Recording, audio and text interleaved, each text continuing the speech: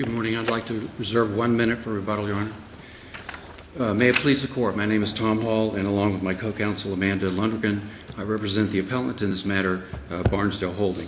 I think the Court has a pretty simple issue this morning, and that's whether the trial court obtained jurisdiction over the person when there was a motion to quash service of process for improper service, and the trial court ruled that that motion was abandoned because it had not been set for hearing.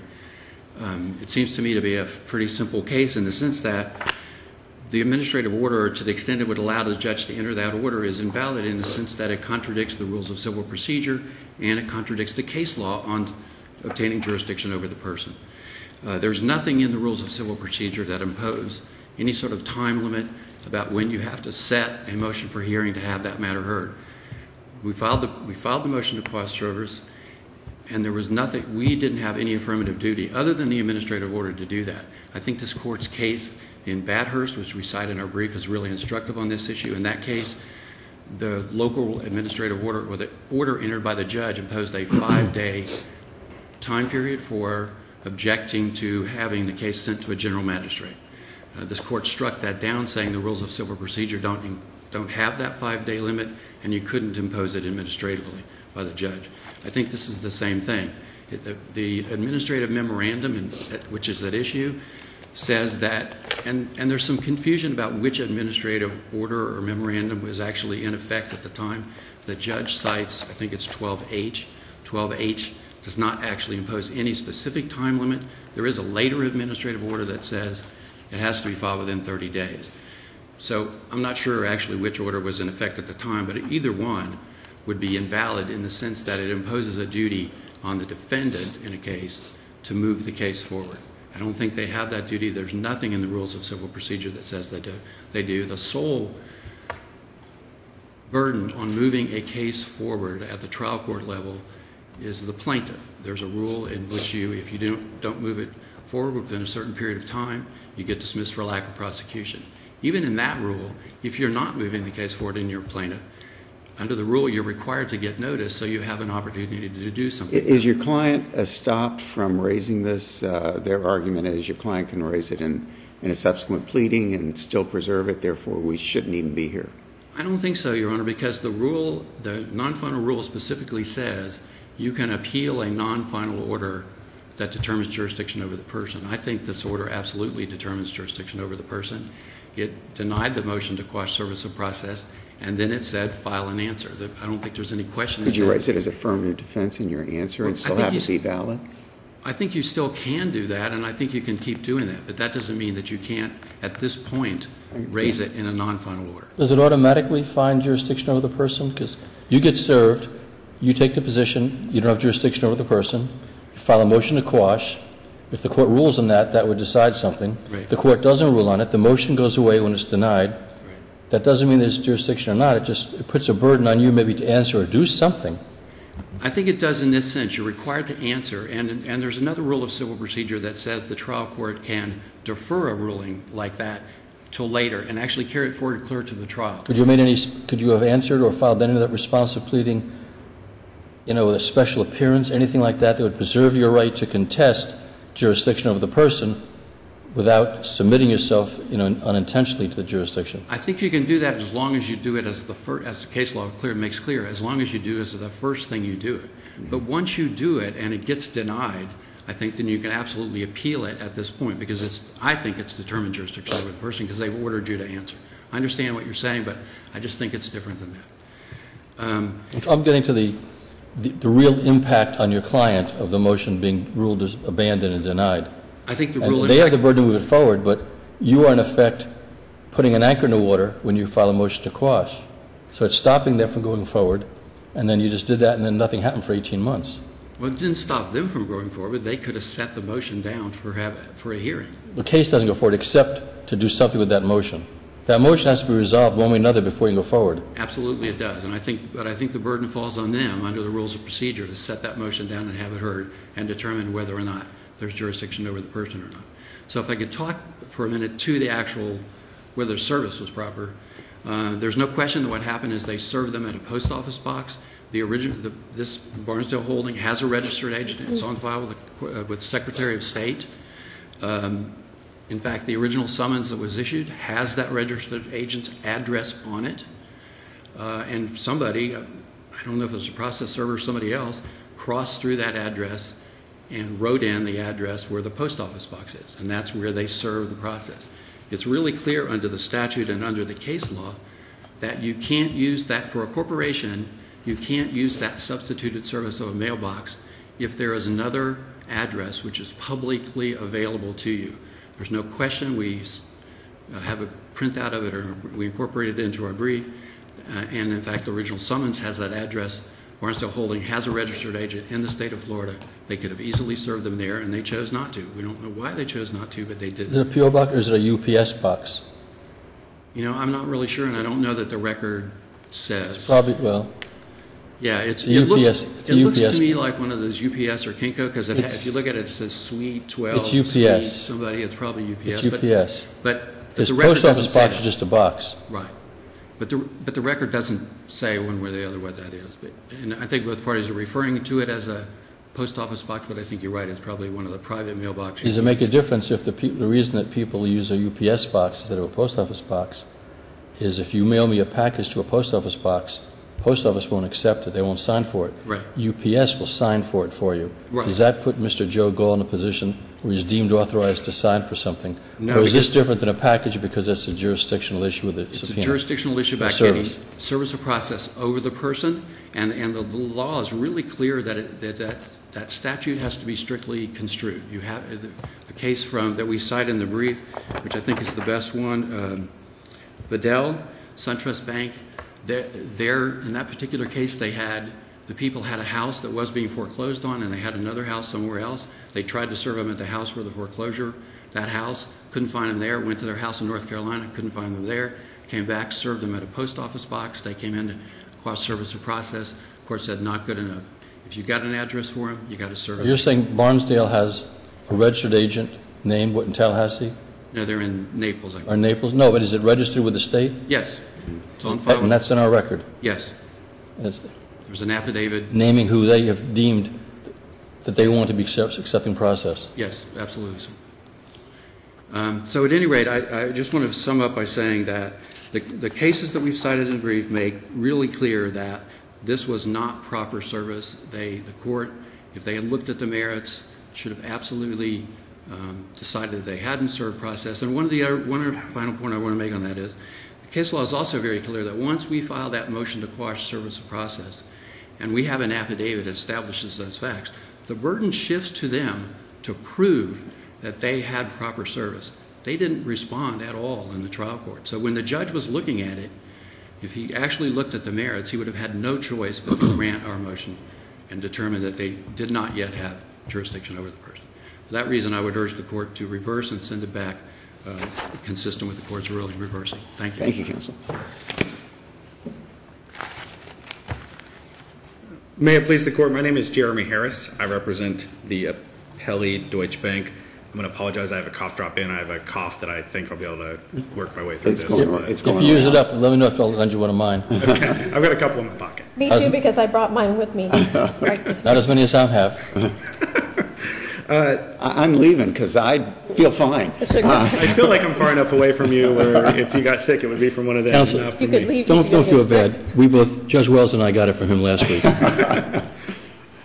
I think I want to dive right into, first I guess I want to say, I'm a little surprised we spent that much time on, so I'm going to do this a little backwards than I intended, on whether or not the service was proper. Because I think that if you determine that something's wrong with this administrative order, you shouldn't make a determination whether the service is proper. You should just tell them to have a hearing. I mean, I think that's the only relief they would be entitled to. We frankly... Well, Counsel, you're right. I think the only thing he's trying to do, he's trying to undo the order denying the motion to quash. And if he's correct, if that was error, then all he gets is to have that denial undone, and it goes back in the motions and then sitting in the file and somebody can set up a hearing or something. Agreed. I'm assuming he's trying to argue that, because Judge Suarez had asked the question, this is a denial that has consequences to his client, major consequences, because it's deemed as if he has jurisdiction, they have jurisdiction over him, and he's trying to show that if he just gets a day in court for that hearing, or another 18 months in court, whatever it is, that the result may be very different. Because Judge Suarez was asking, is this all something about nothing? And he's trying to show, I think, there's not something about nothing. There's major consequences to this motion. We're on the same page there, so then I'll move back to where I was going to start. And I disagree, obviously, with the appellant on what the consequences are to this motion. I think you need to look at the administrative order and the language at issue. Judge Bailey did not say that these motions may be denied as or waived. They said they may be deemed abandoned and denied. And I think there's a big difference between when a motion is abandoned. What is your position as to where he is now? What do you mean? He files them, you serve him, he has to either answer or he has to make a motion to quash. He files the motion to quash, it's been denied.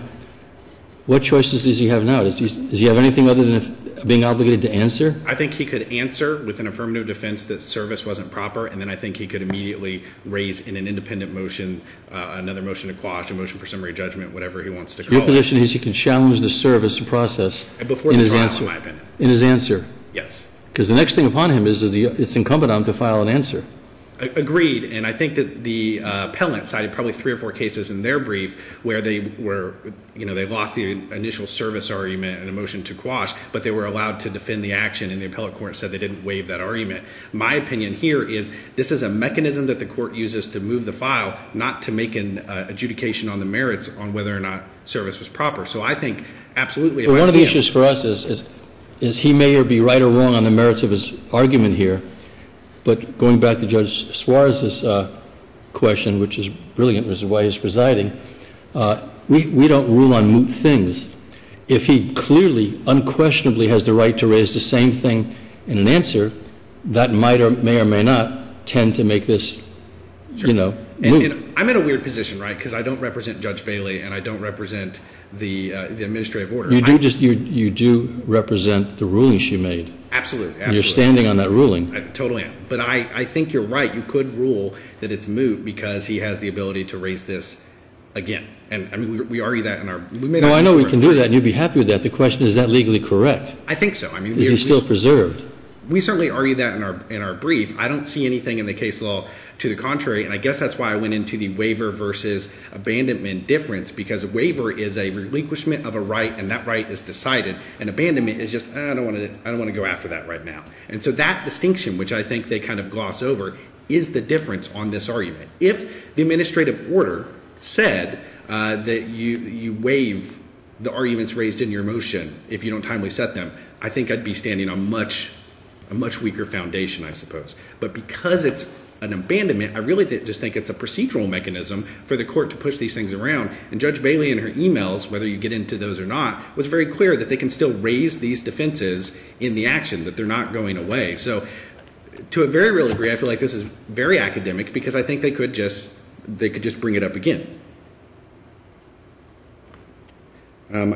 I'll jump into, and if you don't want to hear about it, I'll shut up about it. I don't, to the jurisdiction issue. To be clear, there's not an affirmative order that says this court obtained jurisdiction. There's not an affirmative order that says no, the service was proper. There's not an affirmative order that says they have that. And so the question here is it a non-final order? And the only place that could be is, under the deciding the jurisdiction of the purpose. They obviously say yes.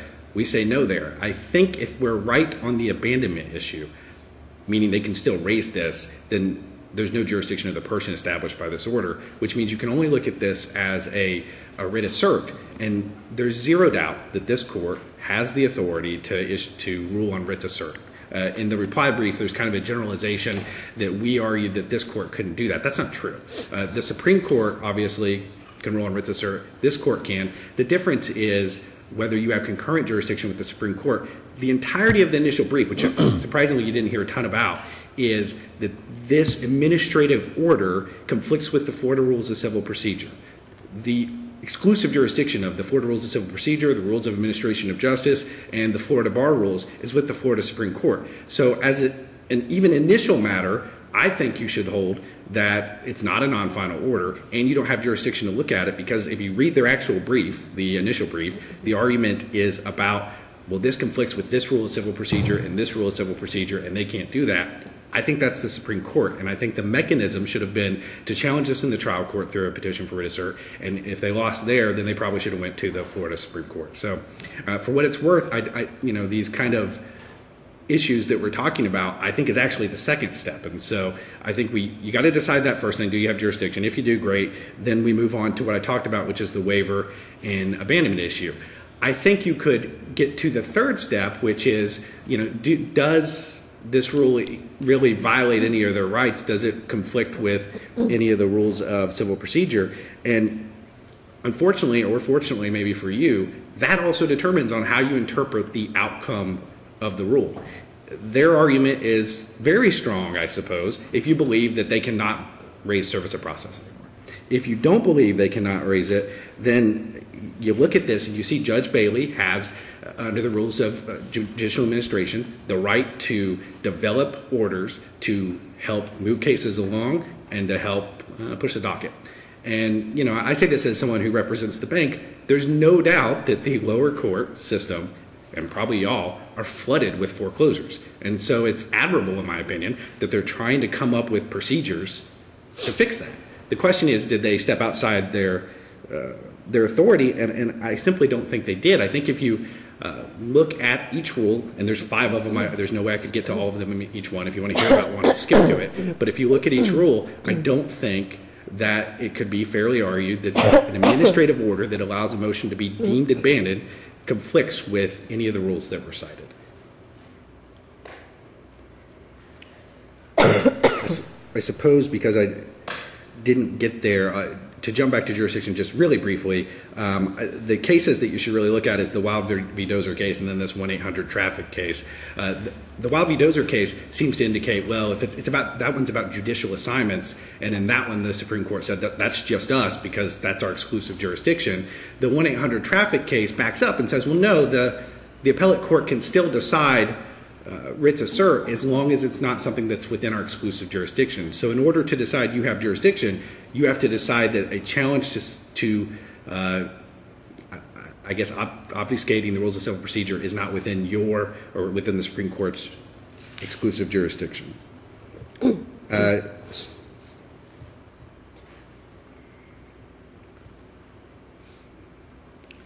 So the administrative memorandum 12E is what we've been calling this. I guess there might be some confusion, but they all kind of say the same thing. I guess I would next argue that that certainly is consistent with the rules of judicial administration. That rule contemplates, these rules contemplate that the court shall use its available resources to ensure the efficient and proper administration of courts in that circuit. The rules also say that most actions should be finished within a year. I mean, the rules are literally telling the courts, there's not a hard deadline, but you should be doing this as efficiently as possible. And if it's a non-jury trial, you should be doing this within a year. And undoubtedly what's happening is these motions to quash or motions to dismiss are being filed. They're sitting on them. Is there some blame on my side for not setting them? Do we have the right to set it?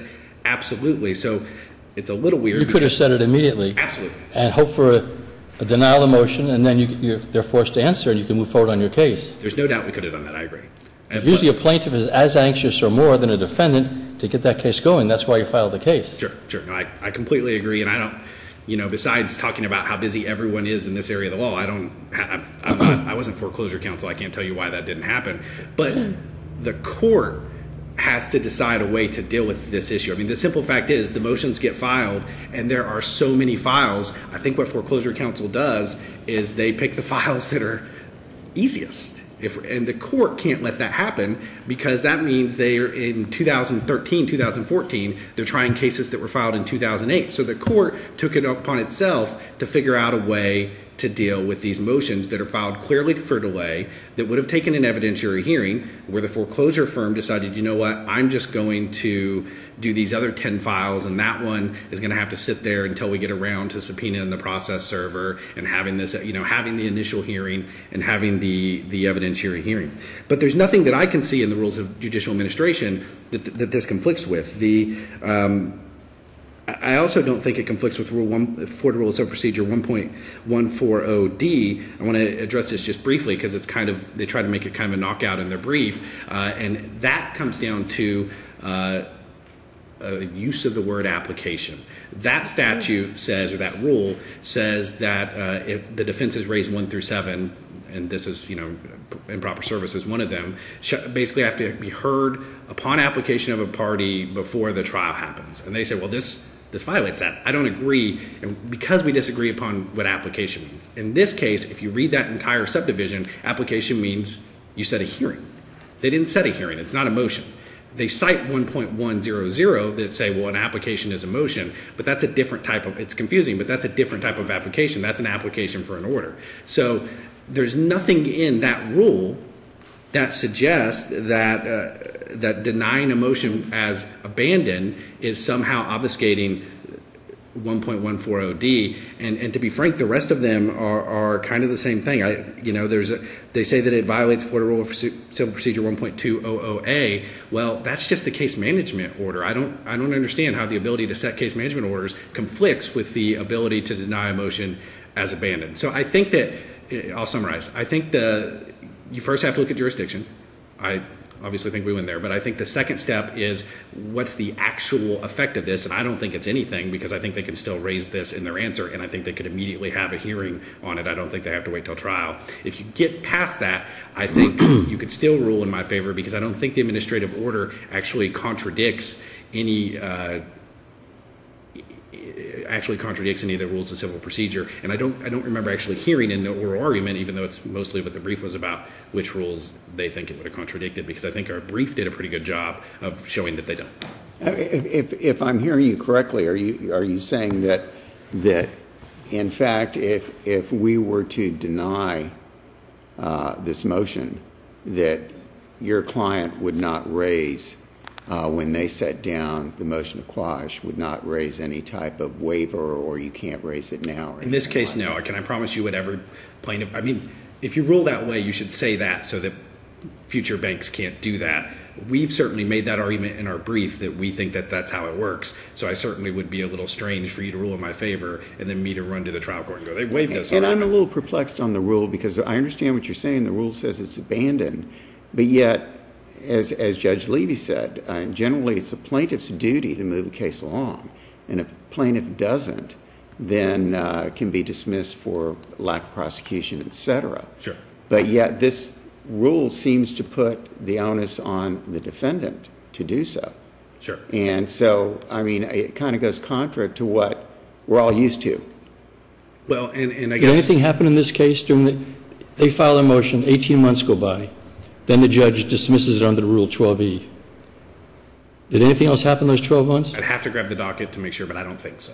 So why wasn't your case, before they do that, why wasn't your case dismissed for lack of prosecution? Probably because the court didn't get to it. Pardon me? They're overburdened with foreclosure cases. And is it like the debtor is considered the bad person, so we throw their case out? But no, absolutely not. I mean, I guess I'll end with this. I don't think this rule just hurts them. I mean, when I took this case, I had to internally debate for a while. I'm going to have clients who file motions who don't timely set them for hearing, and then if I win this and uphold this administrative order, it's going to bite me in the butt later on, and I'm going to lose an important motion. But this rule has to be, in my opinion, right or wrong, or enforceable, so to speak, or not, based on the merits of an abandoned or not abandoned opinion. It can't depend on the fact, because it's not their fault, that there are 100,000 other foreclosure cases. I mean, if there's the only case in the system, for you to be right, it seems this rule has to be valid even if there's only one case like this in the whole system. Sure. They can't suffer because other people are in foreclosure also. I agree. I guess I can answer your question by getting back to what extraordinary you said. times bring extraordinary measures, but sometimes they're more extra than ordinary. Sure. I don't think that, well, first, I remember taking an oath when I was sworn in 7 years ago, and I remember agreeing not to.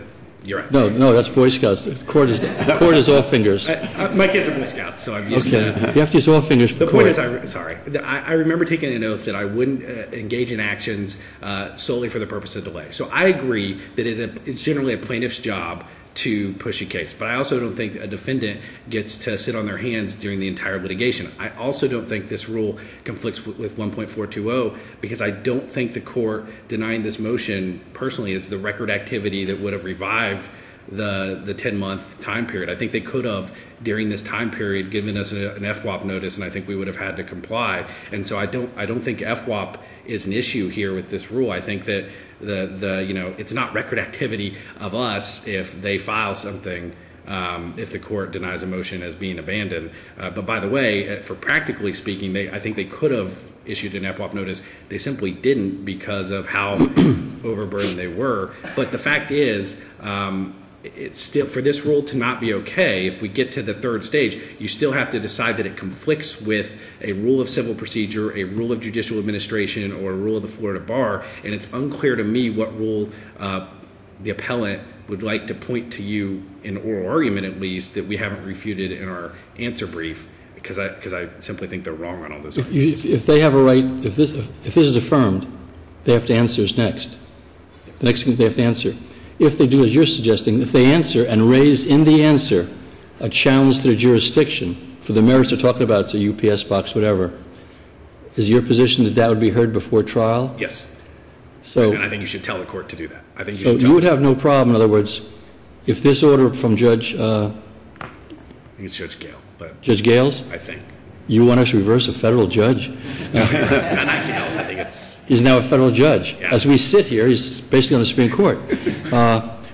To affirm this order without prejudice to renew it, the same argument in an answer, And I think they could file another motion. and even an answer that could later be amended, meaning they could just answer raising that without necessarily going to all the merits of their defense, and then if they lose that, then file an amended They can answer. absolutely file an answer that only raises the defense that they weren't properly served. I That think gives them the right to file another motion to quash just under another name. that's my opinion. So this whole thing seems very Well, academic to me. But we'll see. If it becomes our opinion, it'll be all of our opinions. We'll see. I see what you're saying. Thank you very much, Counsel. Thank you, Counsel. Appreciate your time. Very quickly, Your Honor, to answer Judge Levy's concern, I think the Vidal case, which we cite in our brief as a case from the 4th DCA, actually addresses this issue. It's not moot. It doesn't go away simply because we could raise it again. In that particular case, they filed the motion to quash. It got denied. It was on appeal. While it was on appeal, they went out and reserved them a different way, and they raised challenge to that process as well. So the court says it's not moot that first time because it's personal jurisdiction. You don't have to participate in the case at all. I was asking, it's not totally moot because if it was, we would take motions to quash out and have everybody just file an answer raising it as an issue. Right, and I think that's why there's the non-final appeal that says you can appeal a determination of jurisdiction over the person because you don't have to participate in the case at all if they don't have jurisdiction over you. So I think it's not moot. I think the court should rule on it at this time, and we would urge that you vacate the order and send it back for further proceedings consistent with that. Thank you. Thank you very much. I'd like to thank both of you for very, very professional arguments. Yes, both very sides, good. very Thank much you so. very Thank you. Welcome to the 3rd District, Mr. Hall.